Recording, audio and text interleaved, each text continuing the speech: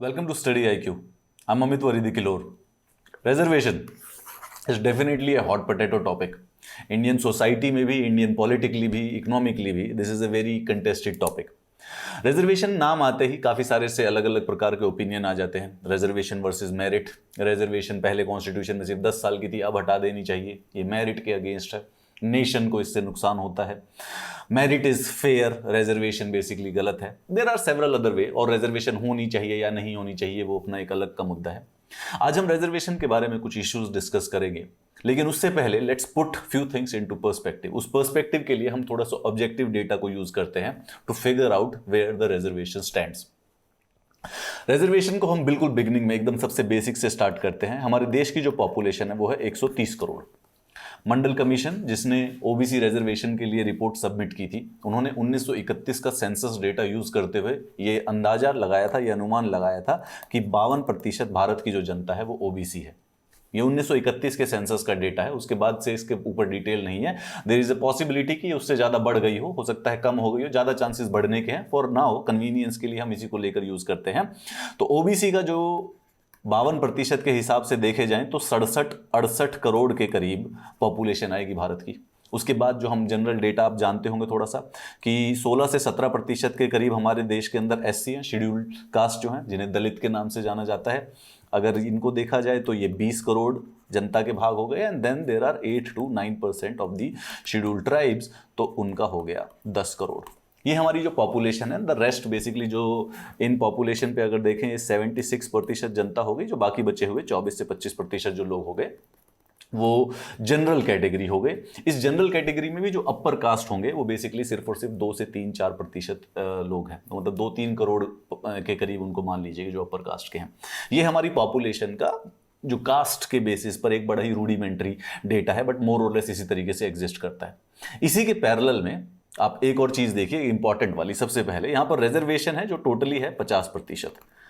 इन 76% लोगों को 50% रिजर्वेशन मिलती है। द रेस्ट जो ये 24% ऑफ द जनरल कैटेगरी है, इसको बाकी 50% जॉब मिलती है।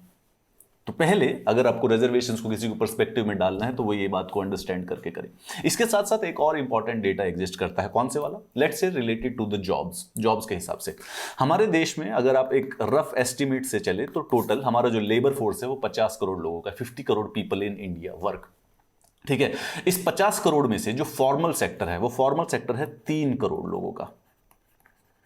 कन्वीनियंस के लिए 3 करोड़, इट्स 2.75 करोड़, लेकिन हम कन्वीनियंस के लिए इनको 3 करोड़ लेकर चलते हैं। बाकी जो 47 करोड़ लोग हैं वो इनफॉर्मल सेक्टर में हैं, यानी कि जैसे रेडी चला रहा है कोई, लोकल काम कर रहे हैं, रिक्शा वाला काम करता है कोई, मैकेनिक है जो लेकिन छोटा मैकेनिक है, इनफॉर्मल जो काम करते हैं वो 47 करोड़। एग्रीकल्चरल लेबर्स हो गए। इस प्रकार से जो फॉर्मल है वो 3 करोड़ लोग हैं।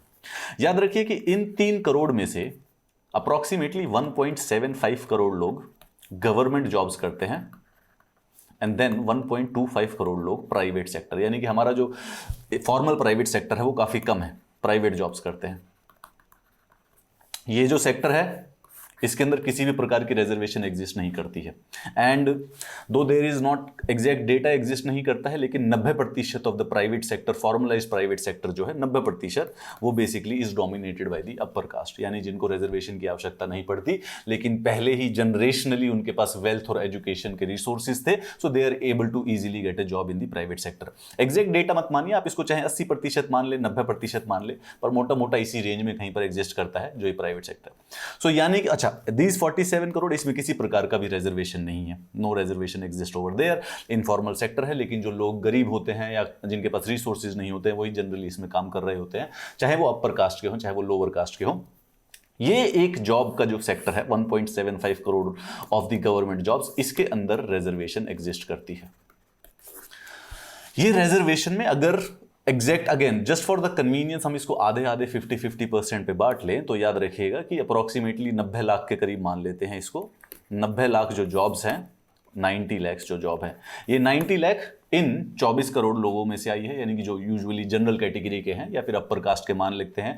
अपर कास्ट इसमें से ज़्यादा नहीं तो 80-70% जॉब्स इसमें अपर कास्ट की होती है, और ये बाकी बचे हुए 90 लाख जॉब जो कि ओबीसी की हैं, जो कि एसटी की हैं, जो कि एससी की हैं, उस combined population is more than 100 crore in India.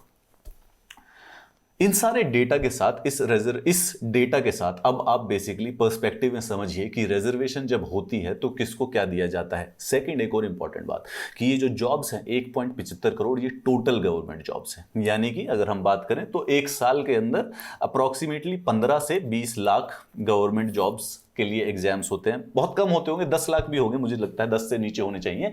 10 lakh government jobs के एग्जाम होते हैं, जिसमें अगर रिजर्वेशन देखी जाए तो ये जो 100 करोड़ लोगों के लिए जो टोटल जॉब्स एक साल में निकलती है रिजर्व्ड वाली, वो होती है 5 लाख के करीब। याद रखिए, एक्चुअली में most probably this data might have given you an idea कि प्रॉब्लम रिजर्वेशन की नहीं है। सवाल यह है कि गवर्नमेंट और ज़्यादा कॉलेजेस और ज़्यादा जॉब्स क्यों नहीं क्रिएट कर पा रही है, चाहे वो प्राइवेट सेक्टर हो चाहे वो गवर्नमेंट सेक्टर हो। But I hope you get into the perspective about ये जो डेटा आपको आइडिया दे रहा है कि 100 करोड़ लोग 50% जॉब्स के लिए रिजर्व करते हैं, लेकिन जो 25 करोड़ जो अपर कास्ट या जनरल कैटेगरी के जो लोग हैं वो रेस्ट 50% के लिए कॉम्पीट करते हैं। And when it comes to job, it is basically only 90 lakhs jobs in the government, यानी पर ईयर सिर्फ 10 लाख जॉब्स, 10 से 15 लाख के करीब जो जॉब्स होती हैं वो रिजर्वेशंस के साथ निकलती हैं, जिसमें से 5, 6, 7 लाख जॉब्स की ही रिजर्वेशन होती है, जो कैटेगरीज हैं जिनको इस चीज़ की ज़रूरत है। तो रिसेंटली गवर्नमेंट ने अभी एक एजुकेशनल इंस्टीट्यूशन नीट के एग्जाम के कॉन्टेक्स्ट में 27% reservation for OBC and 10% for the economically weaker section of the general category के जो लोग हैं। याद रखिए, इसमें से जो 50% जो जनरल कैटेगरी के लिए जो सीटें रिजर्व नहीं होती है उसके लिए सब लड़ते हैं, लेकिन जो 50% वो जनरली मोर और लेस 90-95% उसको जनरल कैटेगरी ही कॉर्नर कर लेती है आसानी से।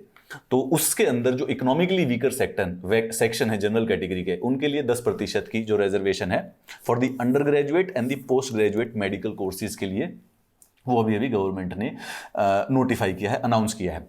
अब चाहे under graduate, post graduate including dental will have the reservations for the OBC and the economical weaker sections from the 2021 and 22 वाला जो सेमेस्टर होगा। अब इससे कम पूरे के पूरे इंडिया में याद रखिए 1500 ओबीसी स्टूडेंट का और 2500 ओबीसी स्टूडेंट्स का, मतलब एक का अंडर ग्रेजुएशन में 1500 का, पोस्ट ग्रेजुएशन में 2500 का फायदा होगा। उसके साथ 550 गरीब बच्चों का जनरल कैटेगरी के और अंडर ग्रेजुएट में, और 1000 का पोस्ट ग्रेजुएशन में बेसिकली इस नए गवर्नमेंट के स्टेप से फायदा होगा। स्टूडेंट्स, ये इशू क्या था कि पहले जो लोग ओबीसी से बिलोंग करते थे can now apply to any government medical और dental to any other state under this quota, right. तो जैसे एसटी और एससी का जो रिजर्वेशन था ये ऑल इंडिया था, ठीक है। तो ऑल इंडिया कोई भी कॉलेज था, कोई भी स्कूल था, तो उसमें 15% सीटें रिजर्व होती थी एससी के लिए, एसटी के लिए। ये यूजुअली ओबीसी अगर कोई किसी स्टेट का होता था, अगर वो स्टेट को चेंज कर लेता था तो वो उसको ऑल इंडिया उसके अंदर अप्लाई नहीं कर पाते थे। If OBC student migrated to another state, उनको इस बात का बेनिफिट नहीं मिल पाता था। अब बेसिकली किसी भी स्टेट में इस बात का बेनिफिट स्टूडेंट्स को मिलेगा। जैसे ही ये अनाउंसमेंट हुई गवर्नमेंट की वजह से, जो इंटरनेट होता है, ट्विटर आर्टिस्ट जो होते हैं या फिर जो इंटरनेट पर जो डिस्कोर्स चलता है, वो वही रिजर्वेशन से एसोसिएटेड जो नॉर्मल इश्यूज हैं उनसे एसोसिएटेड इशू हो गया। जैसे कि बर्निंग इशू तो बनना ही था, इसमें कोई शक की बात नहीं थी। देयर वर सेवरल कॉल्स कि it is being destruction of merit, reservation से बेसिकली डिस्ट्रक्शन ऑफ मेरिट हो जाएगी। और याद रखिए कितने लोग हैं, 2500-1500 पूरे एक साल के अंदर ओबीसी के बच्चे। और बाकी ईडब्ल्यूएस के लिए क्या नाम है, डिस्ट्रक्शन ऑफ मेरिट नहीं कहा गया है, बस उसमें तो इकोनॉमिकली वीकर सेक्शन है। स्पेसिफिकली ओबीसी रिजर्वेशन के लिए सवाल था। यूजुअल किप्स कि भाई हमारे देश को अगर अमेरिका बनना है तो फिर ऐसे तो कैसे बनेगा, था ऐसे तो हम हमेशा बैकवर्ड रह जाएंगे, जो कि इन जनरल किसी भी रिजर्वेशन के स्टेप्स के आजकल इंटरनेट पर एसोसिएटेड टर्म्स हो गए हैं, क्विप्स हो गए हैं। इंडीड कुछ लोग कहने लगे हैं, इंडीड आर्ग्यूमेंट करते हैं कि यार देश को नेशन फर्स्ट रखना चाहिए, नेशन फर्स्ट, और नेशन फर्स्ट होने के लिए ये मेरिट इज दी मेन, की मेरिट के ऊपर, मेरिट जो फेयर है, फेयरनेस का जो एक्चुअली में टेस्ट है मेरिट, उसके बेसिस पर पढ़ाई और जॉब्स होनी चाहिए, वरना हमारा देश, आइडिया जो नेशन है रिजर्वेशन से हमारे पूरे के पूरे देश को थ्रेट है। How real is that? सबसे पहले हम बात करते हैं मेरिट के ऊपर, मिथ ऑफ द मेरिटोक्रेसी। और मैं क्यों इस बात को मिथ कह रहा हूं, इस बात को अंडरस्टैंड करके देखिए। सबसे पहले मिथ इसलिए कहा जाता है मेरिटोक्रेसी। मेरिट का मतलब क्या होता है? मेरिट का मतलब होता है कि there is an inherent talent under inside an individual, जिसको वो यूज करके एकेडमिक टैलेंट या किसी और प्रकार का अंदर खुद की एफर्ट, खुद के वर्क एथिक के बेसिक पर वो बेसिकली सोशल मोबिलिटी को, अपर क्लासेस में पढ़ सकता है, he can be socially mobile. Myth इसको इसलिए कहा जा रहा है कि मेरिटोक्रेसी, जो ये मेरिट का जो कॉन्सेप्ट है of achieving upward social mobility, merit का एक ही कॉन्सेप्ट होता है कि सोशल मोबाइल, ऊपर सोसाइटी के नेक्स्ट स्टेज पर कैसे पहुंच जाए, अपर क्लासेस में किस प्रकार से पहुंच पाए, through one's own merit regardless of one's social position is basically not attainable due to the inherent contradiction of the idea of merit. सुनने में बहुत अच्छा लगता है, ऐसा लगता है कि there is merit, it talks about individual potential, right? But usually the concept of the merit has several inherent contradictions. कैसे बताता हूं, देखिए मेरिटोक्रेसी को मिथ क्यों कहा जाता है सेवरल सेक्टर्स में, क्यों? क्योंकि दो इट इज बीइंग प्रमोटेड, ऐसा प्रमोट किया जाता है कि जो सबसे लोअर क्लास ऑफ सोसाइटी में भी हो, due to the merit of that person वो basically upward class mobility attain कर सकता है। But why this is a myth? क्यों? क्योंकि इवन दो ऐसा बोला जाता है, this is technically not possible. अगर हम सोसाइटी के डेटा को देखें, सोसाइटी को दूर से ऑब्जर्व करें, तो वेल्थ डिस्पैरिटी और जो ये लिमिटेड क्लास मोबिलिटी है, this happens despite the individual work ethic. यानी कि हमारी जिंदगी में या जो हमारी अपवर्ड सोशल मोबिलिटी होती है, उसमें हमारा जो मेरिट है वो उतना ज़्यादा रोल प्ले नहीं करता जितना हम खुद मानते हैं, या जितनी ये मिथ एग्जिस्ट करती है, मिथ की जितनी ये मेरिट की मिथ एग्जिस्ट करती है, it is not exactly that much true. Merit को ऑफ्टन इस बात के लिए इन्वोक किया जाता है कि society should have a free and fair method of selection where only the worthy deserve a chance, but this comes with very important flaw.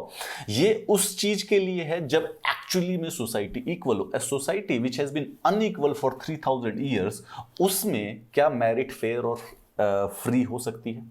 That is almost impossible. एक सिंपल सा एग्जाम्पल देखिए, आप हैं, आपके दोस्त हैं, दोनों के दोनों कहीं पर जा रहे हैं, लेकिन आपका दोस्त, जब आपकी कोई रेस थी दोनों के बीच में, लेकिन आपका दोस्त जब उस रेस में स्टार्ट किया, वो पहले से ही 300 किलोमीटर आगे था, नॉट 1 नॉट 2, 300 किलोमीटर वो आगे था, and then the race begin. किसी ने आपसे कहा कि आपको साइकिल दे दिया जाती है, आपका दोस्त कहता है कि नहीं, ये तो गलत होगा, मेरिट है तो मुझे भी साइकिल दो, विदाउट एक्नॉलेजिंग कि वो पहले से ही 300 किलोमीटर आगे है इस समय। The race begin, he was already 300 kilometre front of you. ये जो फ्रीनेस और फेयरनेस है, इसीलिए they are the concepts which are specifically invoked due to the convenience, जिनको हमारी ट्रेडिशनल कास्ट सोसाइटी का बेनिफिट मिला है पिछले 2-3 हजार सालों से।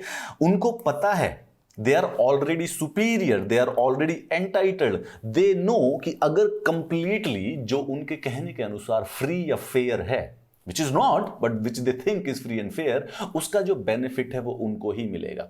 इसका एक सिंपल सा डेटा एग्जिस्ट करता है, देखिए, and this data is old but इसमें कोई खास बदलाव नहीं आया होगा।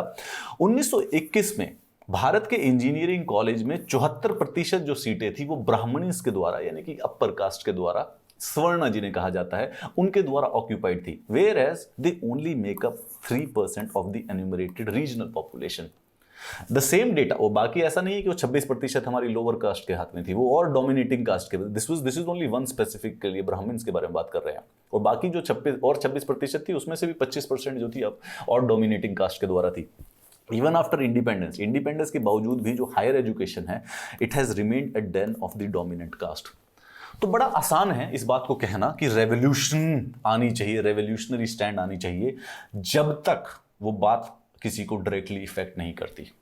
To realise once own privilege and entitlement is kind of a difficult situation psychologically. याद रखिए, first of all to be clarified, privilege and entitlement is not criminal. You have the privilege, इस चीज, this is not a criminal thing to happen.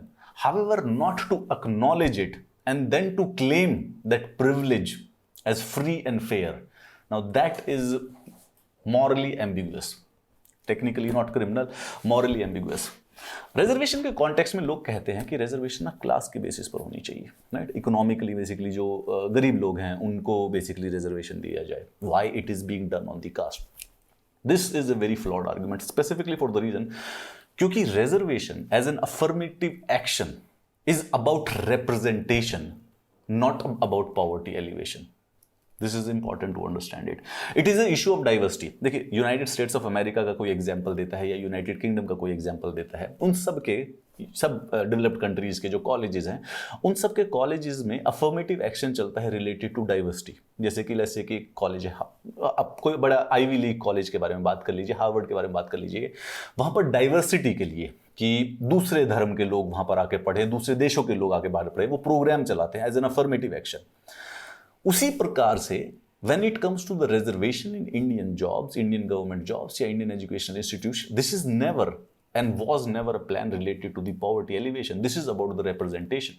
अगर हम आज भी देखेंगे, the representation of the upper caste, very specifically Swarnas or the dominating caste, is absolutely skewed in favor of UCs. एक society जहां पर सब कुछ कास्ट आइडेंटिटी के ऊपर ही बेस्ड हो रहा है, actually may cannot entirely be based on class. We are into a very very unique situation. SC और ST मेंबर्स को हम रेगुलरली देखते हैं कि कई बार किसी वजह से ह्यूमिलिएट किया जाता है. देयर द क्राइम्स, मतलब अगर आप लिस्ट बनाएंगे तो it be scary to see at that in the most easy words. उनको लाइफ ऑफ डिग्निटी देने के लिए बहुत ज़रूरी है कि आफ्टर अ वाइल जो सोसाइटी का जो चेंज है, which is gonna take several generations, जिसमें आपने नोटिस किया होगा कि एक SC, एक दलित अगर IAS भी बन जाता है, then there are certain people, even they still treat the person as untouchable, even though that person is as far as the post goes basically successful post, उसको आप आसानी से कह सकते हैं. तो उस दलित को IAS बना के उसकी इकोनॉमिकली सिचुएशन बेटर कर देना रिजर्वेशन का पर्पस नहीं था. पर्पस एक्चुअली में रिजर्वेशन का ये था कि जब एक दलित एक IAS बनेगा तो जो ट्रेडिशनल, जो जनरेशनल उनके साथ डिस्क्रिमिनेशन हुआ है, जो अपर कास्ट सिस्टम में उनको दलित या अनटचेबिलिटी की तरह रखते हैं, धीरे धीरे वो बॉन्ड्स ऑफ डिस्क्रिमिनेशन धीरे धीरे ब्रेक करने लगेंगे, जो कि वियर्डली इनफ अभी भी नहीं हुए हैं आसानी से, एंड उसको और भी अभी आने में समय लगेगा.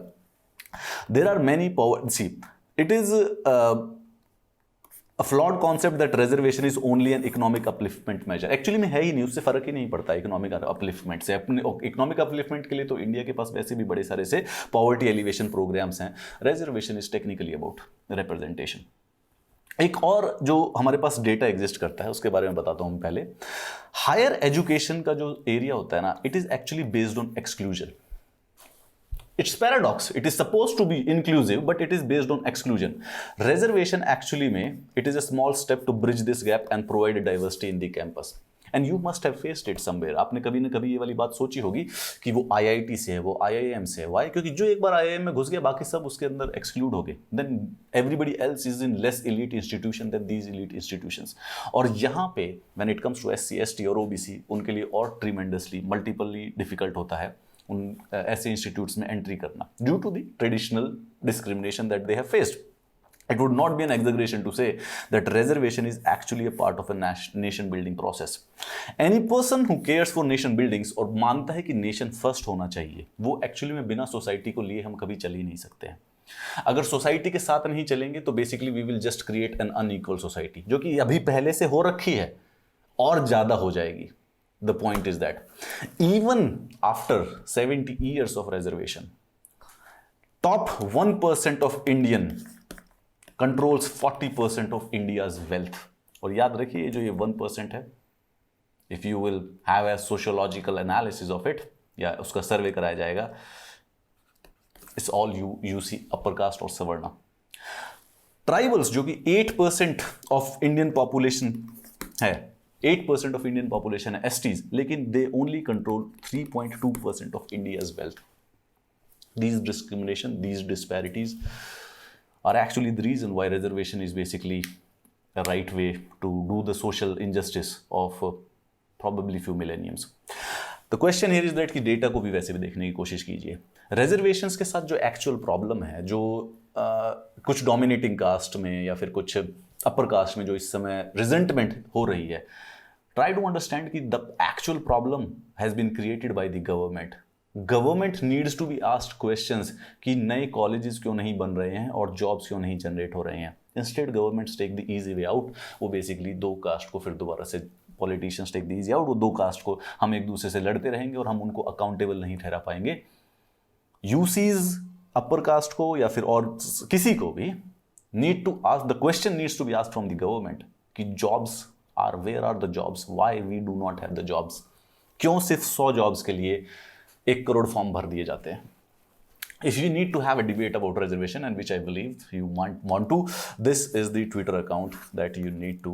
And one more last thing, Olympics, cricket, movies, musician, entrepreneurship, YouTuber, social media star, social media influencer, agriculture, racing, any kind of sport which you can think about, any kind of creative pursuit which you can think about, none of them have any reservations at all. At all. ना teacher बनने में, ना educator बनने में, ना YouTuber बनने में. You can do anything you want. Don't let the bogie of the reservation hold you back or develop that frustration or the concentration amongst the society. Have a nice day.